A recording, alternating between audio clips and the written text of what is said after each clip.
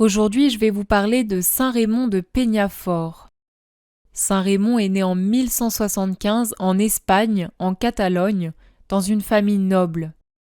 Il est doté d'une grande intelligence et il va étudier le droit et deviendra l'un des plus grands spécialistes du droit canonique de son temps.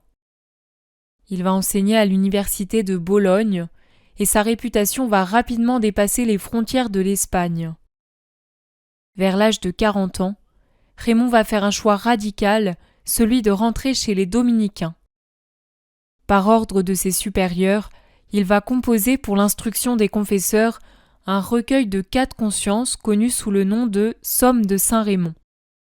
Sa sagesse et sa rigueur morale vont attirer l'attention du pape Grégoire IX qui va l'appeler à Rome.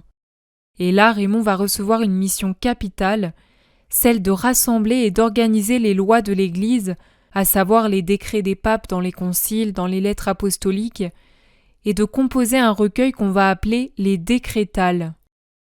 Cet ouvrage fondamental de Saint Raymond va structurer le droit canonique pendant plusieurs siècles.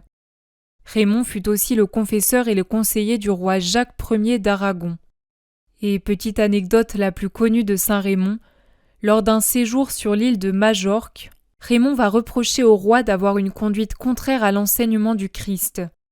Et comme le roi ne veut pas l'écouter, Raymond décide de quitter l'île. Mais le roi ne veut pas et il interdit qu'on lui fournisse un bateau. Devant cette interdiction, Raymond se rend au bord de la mer, étend son manteau sur l'eau, place son bâton comme un mât.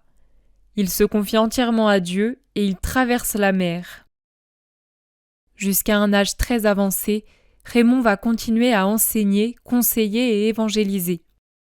Il est également connu pour avoir encouragé ses religieux à étudier l'hébreu, l'arabe et le Coran pour favoriser le dialogue et la conversion de manière pacifique, spécialement avec les musulmans.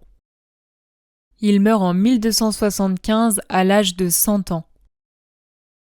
J'espère que cette petite vidéo vous a plu. N'hésitez pas à vous abonner à la chaîne pour retrouver tous les jours la vie du saint du jour. Soyez bénis.